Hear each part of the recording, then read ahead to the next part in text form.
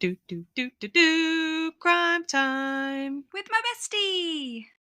I'm Anna Etches, and this is my bestie, Jess Vandertack. Ta-da! The official first episode of the podcast. Because we're recording the first episode and haven't solidified the final name yet. So when it's published, it will all be revealed. I might even keep this in. Keep it.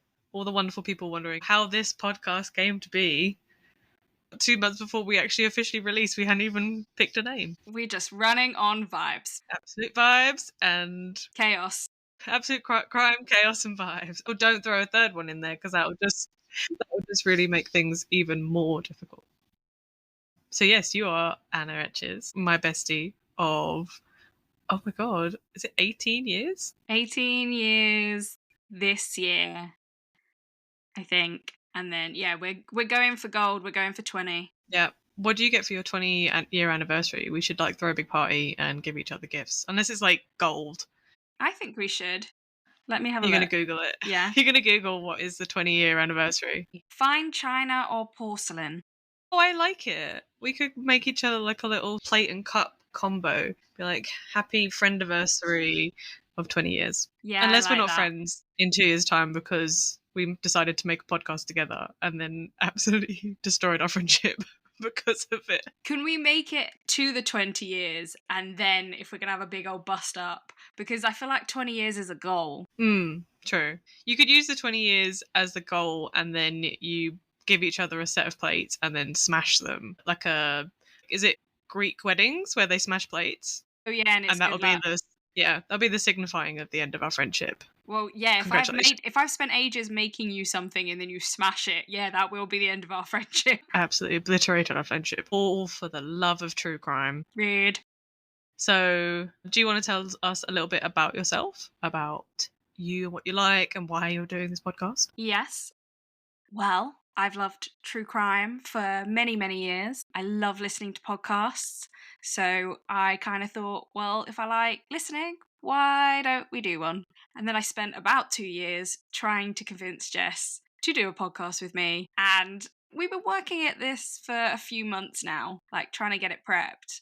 But I think it took about 2 years to convince you. Also, if you check out our social media, you'll see all the hilarious ways in which Anna has tried to persuade me to this podcast. But it all actually stemmed from a deal we made whereby I asked you, or forced you for the first time round, to be fair, forced you to be an announcer at my hobby, my favourite hobby, which is roller derby. We hosted a roller derby game and I forced you to be an announcer and you said, oh, if we do this, there's another big event in the summer, we should announce that together because you forced me to do this by myself. Sorry. Was it not? It was your suggestion to do the one in the summer. Oh, I'm so sorry. It probably was my suggestion. So we decided to do Eastbourne Extreme together and I said it'd be really fun and I felt bad because I'd forced you to do the announcing by yourself at the last game. And I said, oh, if we can announce together, surely we can do a podcast together. And that was me signing my life away. Now I've got her doing social media and research, recording, all sorts. Editing. She didn't think it was going to be this involved, and I am going full force. I was like, yeah, this will be fun and be really casual. And then you started sending me spreadsheets with schedules and making me book time in so that I didn't make evening plans so that we would always be ready for recording. You always forget plans anyway, so a colour-coded schedule is what you needed. It's in my calendar now, and I've scheduled it to repeat every 2 weeks until the end of time. Amazing. I love it. Okay, other parts about me. I'm a bit chaotic, so that kind of goes against the spreadsheet that I sent you, but in my It's organised chaos. Organised chaos, yeah, I am organised chaos. I love books, I love crocheting, I love doing last-minute hobbies and last-minute gifts for people. I do aerial hoop, though I'm not very good at it because I'm scared of heights. Work that one out. I don't know. I was going to say, the logic there is not logicking. It's not compute. It does not. I told my aerial hoop group this and they were like, but we're off the floor. I was like, I know. I'm terrified every single week. Well, fair play. Kudos for that. That's pretty impressive then. Yeah, thank you. That's great. And what about you? So obviously I'm Jess, and my one true love other than alpacas and my husband, technically. And me. And you, that's more than one true love then, really, is roller derby. So that is like my main hobby that I do and sort of commit all of my time to. So throwing this podcast into the mix has been a nice change of pace, not destroying myself on a track every weekend and being beaten up, and instead just being beaten up by you. There's less chance of concussion here or broken bone. Yeah, they've only had one concussion, to be fair, so this is much more chill, much more relaxed. Apart from I am like straddling a footstool right now in an attempt to set up my mic and have it close to my face, and so it's a test of my hip strength. So I'm sure coaching team would be proud for the exercise I'm currently committing to do this podcast. So yeah, so I love roller derby. I also love true crime. I don't have like a moment in time where it became really apparent that it was something that I enjoyed. I just really did, which much to my family's dismay of like, why would you want to be sitting there watching a documentary about murder? It's like, because it's really interesting. I feel like everyone kind of our age is into true crime. I don't know, because I speak to a few people, like a friend of mine, her partner is really, really into true crime, but she hates it. She's like, no, this is not my thing. It gives me the bit of the ick. And why would you want to spend what should be relaxing time watching something that's or listening to something that's quite stressful? And it's like, I literally fall asleep to people talking about being murdered and stuff, which is probably not a healthy thing. And I probably should see a therapist about it. But it's one of those things. It's really relaxing. Maybe it's just our group of friends that are all into true crime. Maybe. And said husband is also not a huge fan of it either. So yeah, apart from true crime, I love food. I like traveling and I like traveling cats. too. You can't steal my thing now. It's mine now. You can't have it. Hey, not mutually exclusive. I went away with you. And I do have just started a new hobby, to be fair, which is now also taking up another evening in my week. Which was mine first. BSL was mine first. You can't take a sign language as a thing. That's not... You can't... You took travelling. All right, fine. So I have started sign language choir, which is really cool, and they're very lovely people. And I do hope to learn for BSL or British Sign Language with you, most likely. And you never know, Definitely. in the long distant future where we're recording with videos and stuff, maybe we could be telling people what we're saying in sign language, which would be amazing. But right now, the extent of what I know is limited to individual words and the word crocodile, which someone was very, very specific about. Hey, if we do something in Florida, I'm sure there's going to be a crocodile. Florida, Australia. I'm pretty sure there's probably a crocodile murder somewhere. So, I rambled on enough. That's all about me. And I'm super excited to hear your story for this week. Okay, so let's get into it. I want to preface this and say my murder is an Italian murder. I don't speak Italian. I struggle enough with English. So please, please, please grant me some grace as I'm saying these names and saying the different words, because this is really hard. Like, really hard. You're honestly a braver person than me, because I was researching my case for the next episode and came across one that was based in Japan, and I was like, nope, not doing it, can't pronounce it. So kudos, I'm excited and slightly intrigued to see how much you mess these names up. Sorry. Well, you might not know. You might not get it. We'll see. For me, they're completely right. Someone in the comments or someone listening is going to probably rip into you, and I feel bad about that. But we'll also preference this is if we get anything wrong and you want to tell us, be nice about it, because we're sensitive little souls and I can't take the constructive criticism. I will cry. Well, no. We appreciate the constructive criticism, especially if it's something wrong that we can rectify. However, we are very, very new to this and we are trying our absolute best. So, yeah. And I will still cry. I'm probably going to cry. I cried the other day because I was too tired. Like, I'm basically just a giant baby. You do get ratty when you're hungry too. Giant baby. Okay. So, my murder this week is Leonarda Cianciulli. Have you heard of her? No, completely new. I'm intrigued. Okay.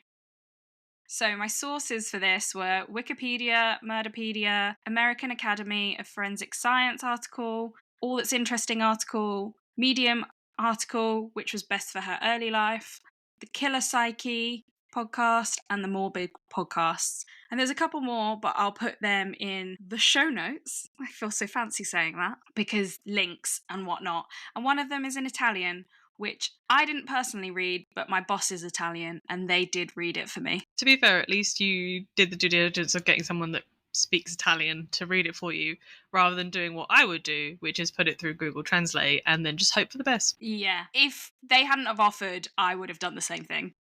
Okay, so I'm going to go through some trigger warnings for this, just because it's pretty bad. It's not great. It's a spicy first episode in, you're just like, boom, straight in with the spice. Straight in. Why not? It's a true crime podcast. It's all going to be awful all of the time. Trigger warnings are for sexual assault, rape, trauma, pregnancy loss, suicide, cannibalism, and unknown cannibalism. What's it when you don't? Unintentional cannibalism? Oh, I see. Like if someone's cooked you something and you find out afterwards that you've eaten like a person. Yes. Oh, what have you picked for a first episode?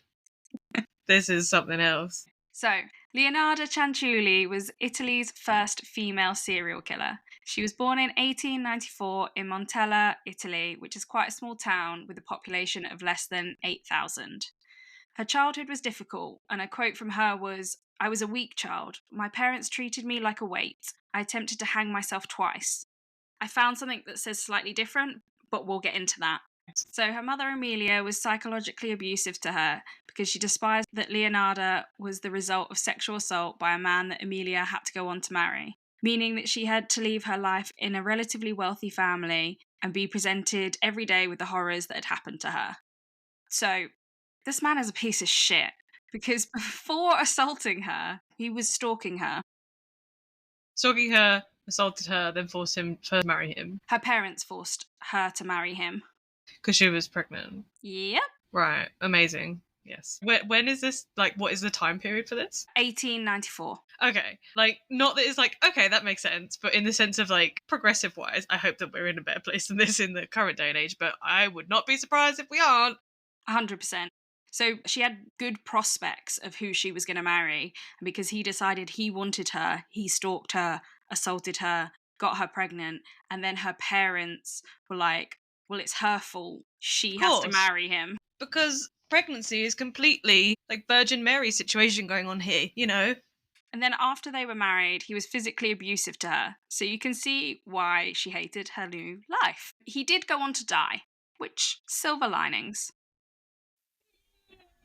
Okay. After he died, her mum remarried, but she would still be abusive towards Leonarda, which led to not one but two attempts to end her own life. The first, she attempted to hang herself, but was found by her mother. And rather than being sympathetic, Amelia said she was disappointed that Leonarda didn't succeed. Wow. Okay. Yep. This is a garbage human. Garbage human. Yep, she fully hated her. Like, I'm not saying I could understand the psychological impact of having a child through sexual assault and how you would deal with that emotion, but that's still pretty bad. That's still very garbage. I feel like people try not to project it on the kid because it wasn't the kid's fault, but Amelia fully projected it on Leonarda. The second time that Leonarda attempted, she did it by swallowing glass. Oh my god. Oh, I took a drink at the wrong point. I was literally just about to spit it out everywhere. I was not expecting that. That's where I said it's slightly different to what that quote was. Because, yeah, swallowing glass, that makes my throat hurt. That makes everything hurt. Just the idea of it. And, like, I'm not saying, like, that's just you're fully inflicting pain. Like, it's only pain at that point. And the likelihood is you're probably going to survive. Like, which she did. Which she did. But the likelihood is you're probably going to survive something like that and then just deal with the insides being just, like, I can't even deal sometimes with a paper cut on the inside of your finger bit. Like, oh God, yeah, those are the worst. No, I mean, thank maybe you. not worse than swallowing glass. No, nothing beats swallowing glass, I don't think, in this case. Like, Leonarda was, wow. Yeah. So it was only when Leonarda became the age to marry that her mother started to show her any good attention, because it was a way for the family to raise in their social standing. However, Leonarda had already had enough of her mum's shit, so she decided to marry Raphael Pansardi, who worked as a registry office clerk, and he was pretty poor. Her parents had been poor, but her mum had come from wealth, so her mum was pissed off that she hadn't tried to get back into a wealthy family and help them out. so to speak. Right. So she's marrying down in the mother's eyes. Yes, her mother thought it would be a way to get out, but Leonarda wasn't having any of it because her mum had been so shitty towards her up until that point that she wasn't going to do anything that her mum had said, basically. I suppose it's hard to get the grasp it, but was it saying that these people that she was like being courted by, was this through love or was it purely through like almost trying to get back at her mum sort of situation, do you think? I think she did love Raphael. Okay. They do stay together this whole time, I believe, or at least quite a while. So I do think she loved him. I could be wrong. If you do some side research and find out I'm wrong, shush.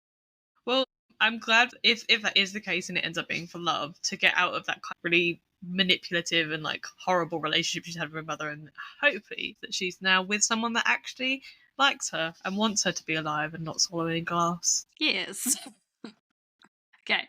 So her mum was furious and cut her off completely, and Leonarda believed that her mum had cursed her to live a miserable life. Yep, cool. Why wouldn't you? Why wouldn't you? A theme with this story is that Leonarda was quite spiritual and visited a fortune teller often. In her early adult years, one would tell her that she would marry, have children, but all of her children would die young and she would witness all of their deaths. This is like, there's so much bad. There's so much bad for this poor woman. I can't And help. it only gets worse. I was gonna say, we've not even reached the peak. There was something about unintentional cannibalism at the beginning as a trigger warning. Like, this is not good. I mean, we're not even halfway through her early years section of my, We're my notes. we're 25 minutes into the recording and we're a fraction of the way through, and this woman has already been through more trauma than there is probably due for most people in their entire life. Cool, keep going. Let's roll with the punches. Let's do this. Okay, so she had 17 pregnancies, but only 4 of those survived. The others either were miscarriages or died super early on in their lives. If you want to go a bit more into this, if you listen to the Morbid podcast, they go into quite a lot of the individual, like, children. It was quite a lot, so I just made it quite basic. Yeah, I think it's like simplifying it for the sense of, obviously, we don't want to forget the impact that the children probably had on her life, but it's fair to sort of say that this was what happened and then what came after it. So fair play. Yep. It's suspected that Leonarda had epilepsy, and that might have been the cause of some of the issues she was having and the children surviving. Obviously, you can't help having epilepsy, but that might have been why, especially in that time. I was going to say, back in sort of like 1894, I don't imagine that there was much knowledge around the condition and how to sort of deal with it, and therefore how that could have obviously impacted her health in other ways, including what she went through with her pregnancies. And I'm not even sure if it was a thing back then or if that's something that was discovered later on. As in, like, knowing that it was epilepsy? Yeah. Fair. Yeah, that's true, actually. There you go. There's another podcast that does a lot of stuff on that. The one all about all the illnesses. Oh, this podcast will kill you. This podcast will kill you. I feel like that would be quite a good one. They might have covered epilepsy. They've done quite a few series, so they probably have, but I'd have to go and double check. So these 4 surviving children became quite an obsession for her. Leonarda's life didn't get much better over the following years. They moved multiple times, and in 1927, she got a job as a janitor at a bank. So, could say it's looking up, but she wasn't paid very much and had to bring her own cleaning supplies, so that dwindled the money even further. She's decided to start getting creative and making her own soap, which is a skill that she'll use later on in life. Oh, I can see where this is going. This is like Fight Club kind of level of using human fat to make soap situation. The fact that I know that you can use human fat to make soap makes me feel Fight a bit Club weird. was popular. Yeah, that's it, isn't it? Even still, she didn't make enough money from this job. So one day, she secretly created herself an account and filled it with a large sum of money. But she was quickly found out and imprisoned for fraud. So she made a fake bank account in the bank where she was the janitor and then put money in it. It wasn't actually hers. Yes. Do you know what? I kind of feel like I would have just wanted her to get away with it, and that could have been the end of the story. Yeah, it's ballsy. I love it. It's great. I wouldn't want her stealing my money, but I kind of love that she's been that ballsy to do it. I mean, surely there's got to be just like an infinite money glitch. Like, where did the money have to come from? But I suppose 1894 is somebody else's money at that point, isn't it? It's like pure notes, not like I think it's digital physical currency money, now. isn't it? Yeah, it's physical money, so she's had to take it from somewhere else. Whereas like nowadays, could have been like digital currency, and then it's all kind of like hypothetical money. So Yeah. rather than And you can physical. take it from corrupt companies rather than people. Yeah, exactly. Let's steal all the billionaires' money. That's what we need to do. Yes, absolutely. Yeah, she was meant to do 18 months in prison, but instead was sent to a Catholic reformatory and served just under a year. So, not great. I mean, it's better than going to prison for a really long time. Oh, yeah, I mean, just everything up until this point is not great. Oh, I see. When she was released, her family lost their home in an earthquake in 1930, which was massive and killed over 1,000 people. So the hits just keep coming. You know, it's one of those things where you look at somebody's life and you're like, no, it can't get any worse. You can't have more bad luck. And then something else happens. And you're like, what did you do? How many mirrors did you break? What juju have you brought into the universe? Or what juju is the universe bringing onto you? She has got such bad juju because such bad juju. The hits just keep coming is a physical note in my notes. Like I was like, this just gets worse and worse. So worse. They moved once more to Correggio, where she opened up a small shop. Things seemed to be looking up for her. She was popular and well liked in the neighbourhood. She had a reputation of being a wise, motherly figure in the community, and she would regularly give advice to younger women, plus told their fortunes and read their palms. It was said that anyone making any life-altering decisions would visit Leonarda first. And it's important to remember that when we go into the murders, because Foreshadowing. Foreshadowing! Although her life seemed a lot better in this new town, she visited a palm reader and they told her, in your right palm, I see prison, and in your left palm, I see criminal asylum. She needs to stop. She needs to stop going to them. Nothing is good. So I did this lot of research quite late at night, and this might be where it stops sounding like I'm reading notes. I am, but they get a bit spicier. As the tad. Okay. Out of her 4 children, Leonarda definitely had a favourite, and it was her eldest, Giuseppe. In 1939, she learnt that he was required to join the Royal Italian Army and fight in the Second World War. She was terrified that he would die fighting. It was literally her worst nightmare. So, after reading an occult book, she believed in the law of equivalent exchange. To save a life, she'd have to take a life. So she went about planning her future murders. It kind of wish that this was a video podcast or something that had video with it, because my face and the noise that goes with the face is because I've never thought I really want to protect my loved ones. Let me read an occult book and sacrifice up some things to make sure that they survive. But to be fair, 1894, maybe that was just the complete norm. I don't know. Well, it's but the 1930s now. It's 1939. Oh, that feels even weirder then. It's like been a massive time jump, and she's now older. All right. That's how time works, Jess. Oh, okay. Sorry. But yeah, I feel like I'm missing out on not the murder thing. I don't want to do any murder, but I feel like I'm missing out on what is in an occult book and how we apparently save our loved ones, because this is just it went from 0 to 100. Well, it didn't go from 0 to 100 real fast. It really didn't. What were you listening to? We were already coasting at 100, and now we're kind of like, what is happening? And I feel really bad because I kind of want you to keep that bit in. I feel really bad who's listening to it, because what is happening? Okay. I'm going to keep that in. Giuseppe is off to war, and his mum is apparently about to murder some people. Because why not? That's what every good mother would do, apparently. Yeah. Our mums need to pull their fingers out, apparently, because they've not been doing enough to keep us from our adult trauma. I mean, we haven't gone to war, so... Oh, that's fair. There might be some other things in the occult book, It's like, oh, I'll, make you a millionaire. I just needed to, sacrifice a sheep. But come on, Mum. I don't see any sheep being sacrificed, Mum. What are you playing at? Rude. Okay. The first of her victims, Visita Setti, was a lifelong spinster who'd come to her for help finding a husband. Which, as a lifetime spinster myself, rude. Don't kill us. Just because we're single doesn't mean you can kill us, okay? This is where my notes get dumb. She did this, then she did that. No, Murder, murder, knife, knife. that's how every good murder goes down. No. Leonarda was like, I got you, girl. I'll find you a husband. I've got the perfect husband for you in Pola. But you have to keep it a secret for the moment, otherwise it could risk the plan going wrong. I can't see anymore. I was laughing. Literally crying through tears trying to read notes.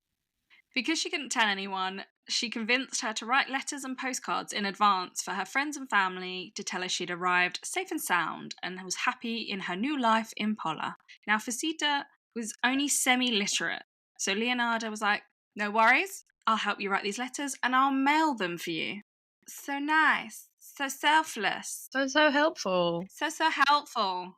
Not completely with a second agenda, but also incredibly clever. I mean, she has planned it to a T. She is thinking ahead. She is keeping the receipts and sending it to everybody. It's genius. So, just before leaving for her new life, Facita stopped by Leonarda's to thank her and give her life savings as a payment, which was 30,000 lire or $9,500 in today's money. But I did not fact check that. I found that in an article. I did not fact check. So I want that disclaimer out there in this podcast. I can Google in the background, so keep going. Leonarda was like, please have a celebratory glass of wine before you go. Like, you're going on to your new life, have a glass of wine. But she had poisoned the wine. And in my notes I put, shock horror. Oh gosh, no. What did we expect? This didn't kill Facita, it just knocked her unconscious. But Leonarda took an axe and killed her before dragging her body into a closet and dismembering her into 9 pieces whilst gathering her blood in a basin. Why does she keep... Oh, the blood's for the sacrifice. I'm assuming. Is the blood for the sacrifice? You'll see. I'm going to go into it. It's not the sacrifice? It's all a sacrifice. God. It's all a sacrifice. Unfortunately, I couldn't find out about lira because there is today's money of Turkish lira, and it was telling me that it was worth £500. So I don't think that is correct. So no. Your fact check of your article quote is as accurate as we could probably find it. Please tell me about the sacrifice. One of the articles said it. Go into that with what you will. Okay. Following the murder, in her own words, Leonarda said, I threw the pieces into a pot, added 7 kilos of caustic soda, which I'd bought to make soap, stirred the mixture until the pieces dissolved into a thick, dark mush that I poured into several buckets and emptied into the nearby septic tank. As for the blood in the basin, I waited until it had coagulated, dried it in the oven, ground it, and mixed it with flour, sugar, chocolate, milk, and eggs, as well as a bit of margarine. Kneading the ingredients together... She ate her! Do you know what's really stupid? You said at the beginning it was cannibalism, and it's just dawned on me that cannibalism doesn't mean munching on somebody's leg meat. It can involve grinding up someone's blood into flour and putting it in a cake. What the actual Jesus Christ? Yeah, I wish this was a visual medium because Jess's face at that point was excellent. I feel like I would be less surprised at someone just munching on a leg. Do you know what I mean? Like leg meat sort of thing, or of meat of some sort. Roasted. Cooking it up like a steak. But the level of I'm just gonna dry this blood and then I'm gonna ground it down and then I'm gonna put it in a cake. Yeah, she waited. Yeah, what? It took time. Multi-layered murder and sacrifice. Okay, I'll just finish the quote. It says, I made lots of crunchy tea cakes and served them to the ladies who came to visit, though Giuseppe and I also ate them. Unintentional cannibalism. Cannibalism. Absolutely wild. And on one of the websites it said, for a few weeks following the initial murder, dozens of people would snack on the blood of Facita Setti. Oh, and then my notes say, basically she was baked into a cake. And I feel really bad for those unsuspecting friends that just thought they were coming around for a cake and a bit of tea. Like a tea cake. Like, Yeah. that's what it said. Was it like a Yeah, tea crunchy cake? tea cake. I don't know if it's like a weird kind of scone or if that's a think specific so. Italian dish. Because I think it's got to be chocolatey or something, isn't it? Because she said there was like Yeah, she said there cocoa was and chocolate, like. in it. Because I can't imagine putting something red. Surely it's got or brown. Blood's gonna go brown when it dries. I would assume so, but Oh. I don't know. I've never ground up the blood of a sacrifice. It's not I'm something really I glad do to hear it. in my spare time. I'm super glad to hear it. Leonarda, however, she is taking the steps. She is living her best life and just She is going willy-nilly. through it. It wasn't just a simple sacrifice. It was all in. Yeah, okay. You traumatized? A little bit. I feel a little bit uneasy, I'm not going to lie. Well, we get to do this 2 more times. Great. Our second poor victim was Francesca Suavi, who came to Leonarda to help her find a new job. Again, Leonarda was like, I got you, girl. I have the perfect job for you in a girls' school. As she did with her previous victim, she convinced her to write cards for her friends and family in advance. If you hadn't worked this out by now, that is obviously so Leonarda can send them on so nobody suspects the disappearances. What? To be fair, it's clever. I appreciate the forethought of it in the fact In this that time when there isn't like social media and things. yeah, someone goes missing nowadays, like there's probably a CCTV, or if they're not going to be online for so long, you're going to be like, oh my god, where did they go? Or, oh, I can't track their phone. Whereas, like, back then, it was probably like, where did they go? And then that was kind of it. Yeah, like, oh, they've gone for a job. Okay. It's in a different part of Italy. Yeah. That's it. Yep. Bye, friend. Bye.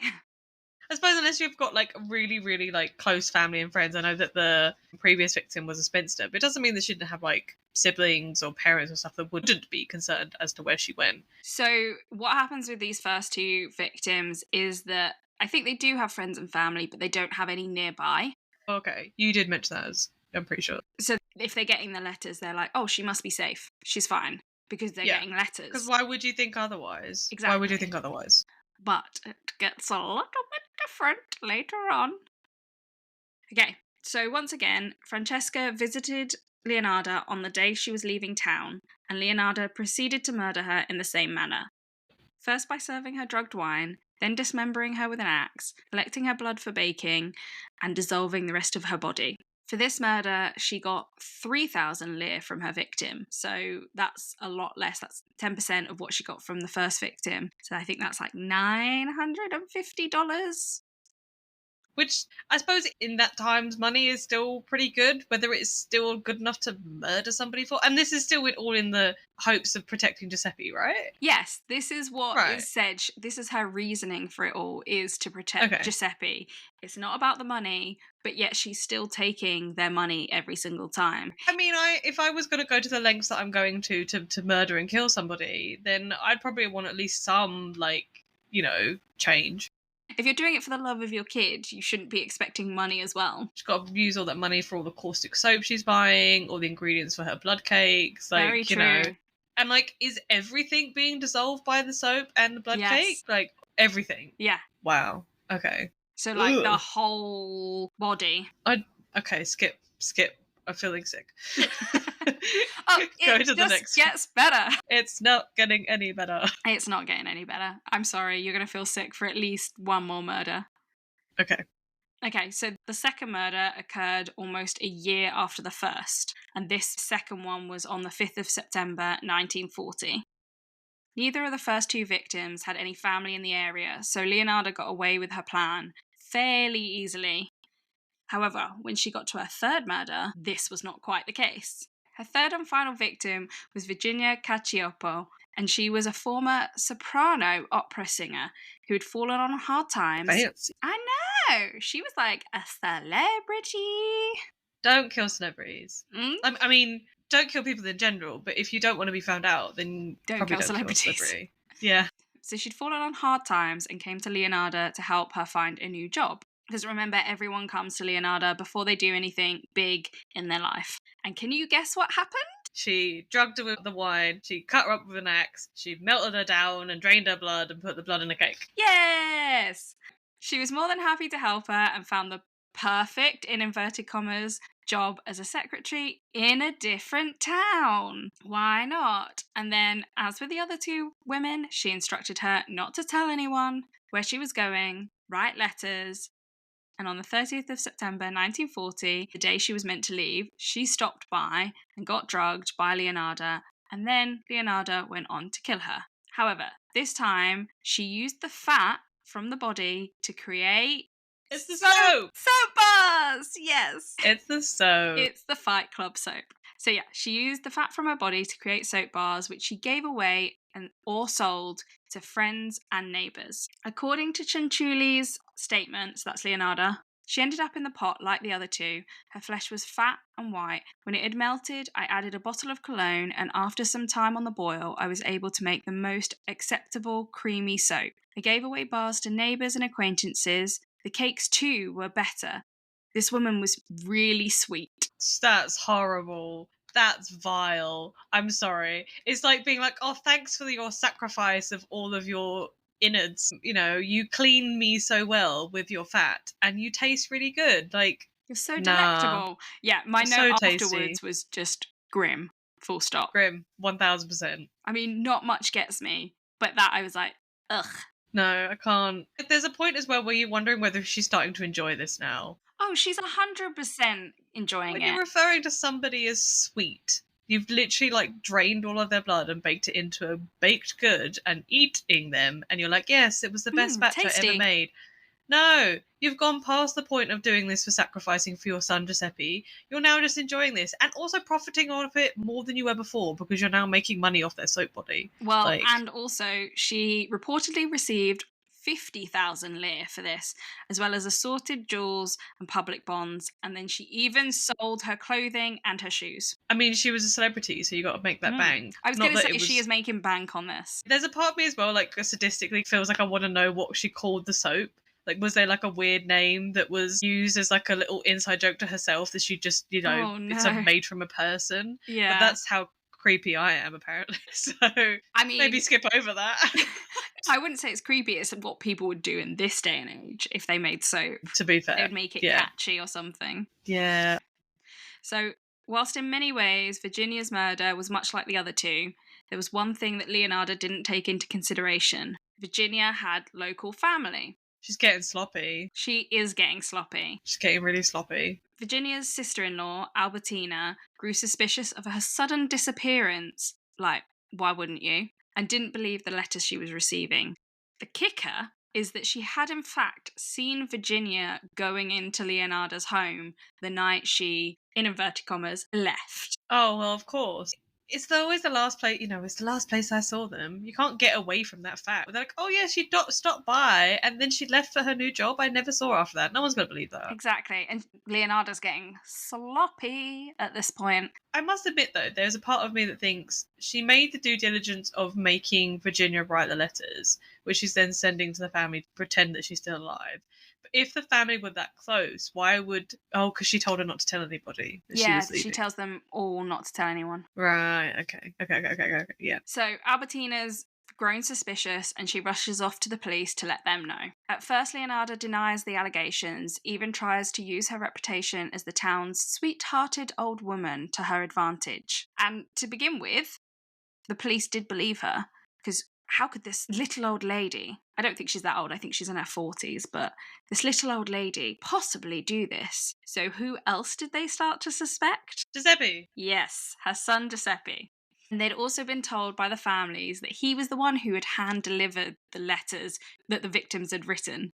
This guy was meant to be off at war as a soldier. Like, he feels very ingrained in all of this. Like, it doesn't make any sense. I feel like this was just an excuse. I feel like it too. Because it says that he's going off to war, and then these happen for like the next year and a bit. I mean, obviously there was a period where the war finished, I'd imagine. Oh, well, this is 1940, so the war hadn't finished. No, yeah. So maybe he'd signed up and he was still waiting to go or something. I suppose you can be on... I don't know much about this, so I'm probably going to sound really silly. But you can be on reserve. Like... Yeah, on reserve, or you can be, in a place and then you're sent back for a bit and... Is it deployed? But yeah. I don't know the name of... Yeah. In the articles that I was reading, it seemed like unclear why he was there and why he wasn't, but he'd hand delivered the letters, apparently. It's kind of speculated that he didn't know what he was doing. His mum was just like, oh, could you just deliver these? And he was like, yep, being a good son, all sorts. So because he delivered the letters, and then upon an investigation of the house, they also found a lot of damning evidence, including personal belongings of the missing women, 3 axes, 2 knives, and a cauldron with some human bone fragments still inside, as well as... Oh, it didn't melt it all then, did it? Didn't melt it all, almost all of it. As well as coagulated blood in the septic tank. So, really nice. Getting caught out by a tank full of shit. Like... Someone had to wade through that. Oh yeah. Grim. Sorry, it's grim that they've got to wade through the shit, but we already said it was pretty grim that she was melting everybody down and saying they were sweet. But I just find it hilarious that it's like, that's also just as disgusting. The poor person had to wade through the septic tank. It is. I mean, there's a lot of liquefied body in that as well as shit. Yeah, true. It's not where I want to go. No, to be fair. It's also where I wouldn't want to be. I wouldn't want to be the person having to dig through the septic tank to find evidence. No, it's not nice. So Leonarda was heartbroken. She couldn't have done literally all of this only for him to be arrested at the end of it. So she confessed. For a while they were still sceptical if she had the ability to be so brutal. It was said at one point that she offered to prove that she was able to chop up the bodies alone without Giuseppe's help by dismembering a corpse in a local morgue in just 12 minutes. So... What? Yeah. Oh, that went super sorry. They used a poor innocent person's dead body to prove that she could dismember somebody by herself. Like, was this person given as research? Was this... So, this is where I'd written this down, and then Mars, my boss, for people listening to the podcast, came in and actually fact-checked that, because I was like, so interesting. My note was, damn, that woman is efficient. And apparently it was disproved as a myth, but she did offer to do it. And they considered taking a local corpse and letting her dismember it. Okay, I feel a little bit better about that, because there was a part of me, like, don't get me wrong, I know you can obviously, like, donate your body, or when you pass, like, your family can say, oh, like, use it for, like, scientific research, but I feel like if I was someone that had donated a loved one, or even, you know, it might have even been somebody that didn't have any family, afterlife me is not happy about the fact that my body's being used as some creepy demonstration by Miss Murderer to see how quickly she could chop me up. I mean, I don't like that. I don't like it either, but I think it probably was done at that kind of time. Like, not that specifically, but... At the time, it probably wasn't as considered as weird to give as an option or a suggestion. Yeah. But at the same time, no, thank you. Don't do that. And she did offer. She did offer to do it. That is apparently fact. Yeah, but I don't know. There's a part of me that's thinking, did she offer hoping that they wouldn't take her up on it, and thinking that if they did make her do it, maybe she'd just hope for the best? Or was she actually genuinely like, yes, I can chop up a body in 12 minutes? Or was she like, oh, Giuseppe's actually been helping me this whole time, and if I'm like, yes, definitely let me do this, they'll just believe me, and I won't have to prove that so I was doing it by myself. Giuseppe has... Maybe. You know, otherwise, why would he be hand delivering these random, like, was Giuseppe, like, complicit and he was, like, knew everything that was going on? Or was she just like, oh, you know, my son, please deliver these letters from these women that I've helped find jobs and marriages in different parts of the country? I don't know. I mean, I don't know. He's not implicated in the murders after this. Yeah. But that's an interesting theory, because it could go two ways. It could be like, oh, my mum just gave me some letters and said, deliver them to here, here, and here. And he just did it, didn't think too much about it. Or, like you said, he could have been part of it from the very beginning. Though I don't really see why he would be part of it unless he believed the book as well, maybe? Maybe, to protect himself. To be fair, though, if my mum said to me, can you go and do this for me, I probably wouldn't question it. Especially if it's just, like, delivering a letter. So I'm probably just thinking too much into it. But I'm still just astounded by the... Baffled by the, please let me chop up this body. That is... Not even one that I've murdered myself. I know, right? This poor innocent corpse. Pre-made corpse. Here's one I made earlier. No. Like Art Attack. Oh, I feel bad. I'm sorry, listener. Okay, during her trial in 1946, So she was arrested in, I think it was 1940, because it wasn't long after the murders. And because of the war, she had to wait until 1946 to actually get on trial. But during her trial, she was calm and composed and even set the prosecutor right on some facts. And she said, I gave the copper ladle, which I used to skim the fat off the kettles, to my country, which was badly in need of metal during the last days of the war. So she's trying to make herself feel better, but just Yeah. by slipping some truly horrifying anecdotes in there. Oh, I'm such a good citizen that I provide things to you. It just happened to be that it was from, like, murdering people. Like my prized possession, my copper ladle. I couldn't have done these murders without it, but I gave it to the country.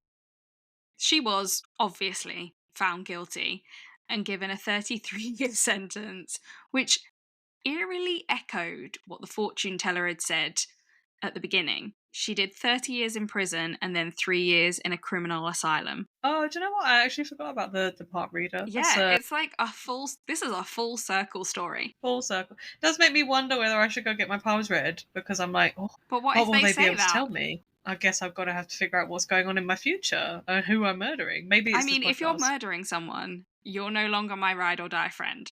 What if I'm murdering you?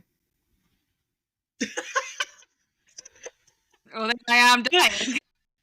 Could you make a podcast about it? Could you finish this podcast nicely with my murder? If they give me a microphone in prison. Because Okay. not saying I ever would commit a murder, but Please I'm too don't. stupid to get away with. Don't be me. I'm too stupid to get away with it. I would mess up every single step.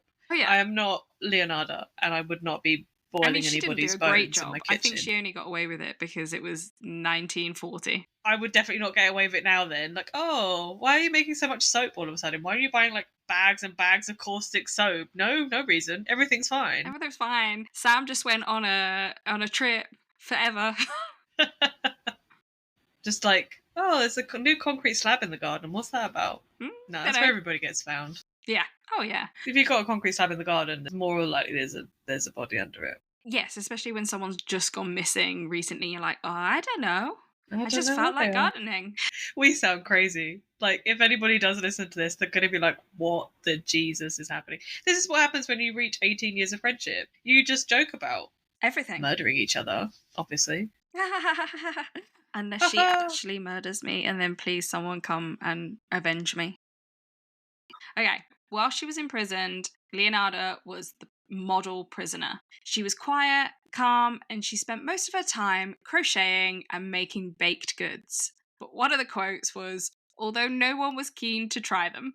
I was going to say, I was about to interrupt you and be like, I'm sorry, did anybody actually eat those baked goods? Because even if she was in a prison setting, she's got this weird kind of like sweet addictiveness of putting human parts in baked food. And I would just be like, no, thank you.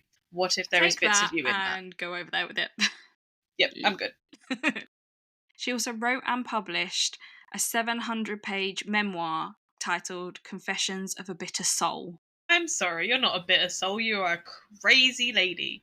She's a crazy lady. I mean, she has had a life before, like a tough life before. But there's a lot of people that have had a tough life, and most of them don't go around killing and eating people. Like, and then once they've killed and eaten someone, then write a memoir about it. Like, exactly. What do you think you were going to do with that? Woe is me. I'm not saying this woman didn't have a horrible beginning. I was like astounded at the eating glass situation, but I don't think it justifies the dismembering of 3 people and eating them. No, it does not. No. Her mental state did deteriorate in prison, and she claimed she could communicate with her victims. So yeah, that explains the 3 years in the criminal asylum then. Yeah. Yeah. Yes, it didn't go well for her. And then in 1970, she died of cerebral apoxia. I think I've said that correctly. If not, don't tell me, because I don't want to know. It sounds right. It sounds right. Something wrong with her brain. To be fair, there's like a theory that if you eat people, you will go crazy. Like, I would love to see what happened with her. Like, we're not meant to eat ourselves. Yeah. If that makes sense.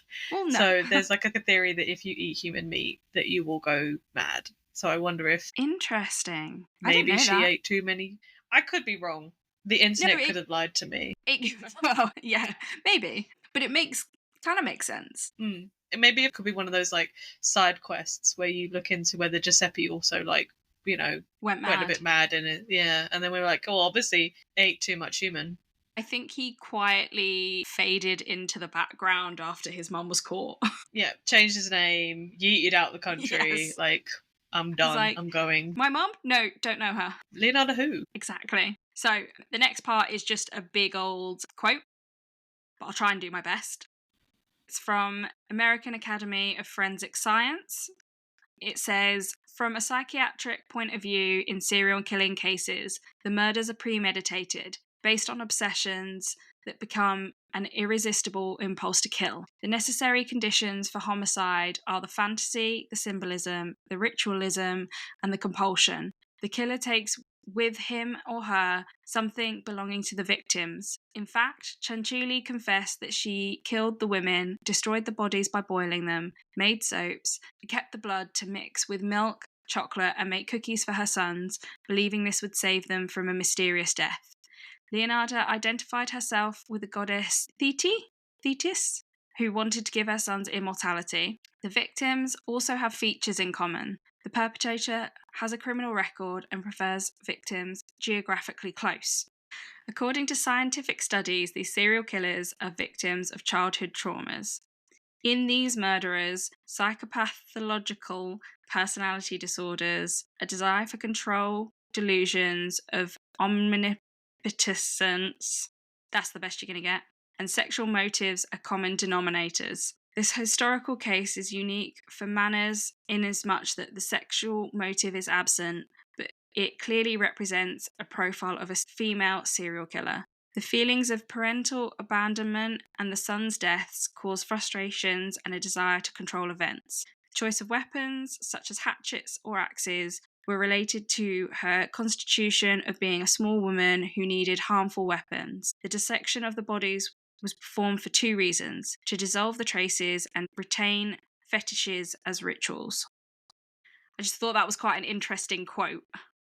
It's long, but it's interesting. It's like a rounding off the whole story as a whole and kind of giving a whole premise to her as this serial killer. Yeah. Rather than just being like, oh, she was this crazy lady that killed 3 people and ate them. She was a serial killer in the sense of, do you know what I mean? This was before the likes of the FBI and investigation. I'm sure Yes. there was maybe others in history, but she very well could have been like one She of was the first early female serial killer in Italy. in Italy. Yeah, I was In going to say Italy. she's got to be something significant in that Mhm. for the time period and then the number of people she killed and the way she killed them that was very like ritualistic and repetitive. Like it was the same thing again and again. It wasn't just sort of like a random killing. She very much did the exact same thing, and it's very again and again. serial killer-esque. Yeah, according to this, she is a classic serial killer. It ticks basically all of the boxes. Yeah. I appreciate the story being brought into my life. Whether I enjoyed the story being brought into my life, I don't know. But it's definitely one I've not heard before. No, interesting. I wasn't sure. You could have heard it or you could have not, because I've left to the end. She is known as the soap maker of Correggio. And I didn't know if you'd heard of that. So I wanted to keep that to the end because I didn't want it to be... I mean, it's quite obvious when she starts like making her own soap. I mean, you said something about like fat and soap, and I was just like, yep. Like, unfortunately, Fight Club probably ruined that for that premise. 100%. But I did very much enjoy it. Thank you very much for bringing that to my ears. That's okay. I'm not going to lie. It shits all over everything that I had planned for next week. So I was being quite rude in the background and doing some Googling to see if I could find a better case. Because if I talk about the case that was planned to next week, after that, people are going to stop listening because it's just going to be dull. Sorry, I wanted something to be a good banger to begin with. Entice people in that people may or may not have heard of, because I have seen this case before. A few podcasts have done it, but also me and my sister went to the serial killer exhibition when it was in London, and she was one of the cases that they had a profile on. So, oh, okay. Oh, that's cool. I'd known about her before Mars suggested her. So I can't take credit. Mars did suggest this one. Ah, well, we have to thank Mars for me then. I mean, they've just got a public shout out. You have to officially credit them in the show notes. I will do. You're going to have to give me like a few minutes because I can't do the one that I was planning to next week. It's too dull. Oh, no. So, okay. A few moments later. Okay, so we had to pause the podcast because we came up with an ending for it that was like, tell us a bit about the case you're doing next week. And Jess started panicking about what case she was doing next week and whether it matched up to the soap maker of Correggio. You just set the bar so high that as Me much too. as the story that I talked about, I'll do it again in the future. What's annoying is it was my idea to do this like little snippet at the end of like what's coming up next week, and now I've shot myself in the foot. So I had to take 5 minutes to basically do like a mad Google. So very well, next week's case could be one that you already know. I have gone for a case that is UK based, so my things to like, you know, your little snippets or sneak peek of what's coming up next what week. we were going to do is sneak peek into what's coming up next week. Jess, tell us a few bullet points. So next week you've got these things to look forward to: murder, stabbing. What? Murders, stabbing, ditches, and escape plots. Ooh, okay. Okay, I'm intrigued. I'm very intrigued by the escape plots. It just is like an extra little tidbit that is just making this case look much more interesting than what was going to be it. So yeah, you've got. I must admit, having to say, looking forward to hearing about stabbings is not something I thought I'd be saying on a Tuesday night into a microphone. But yeah, it's gonna hopefully. Looking forward to I'll it. give you as much entertainment, which is sad to say because it was obviously quite a rough and grim story, but it was this week was rough. I might need to go and watch some. I'm currently watching The Secret Lives of Mormon Wives, and I might need to watch some of that to decompress from this series. Do you know what's actually really bad?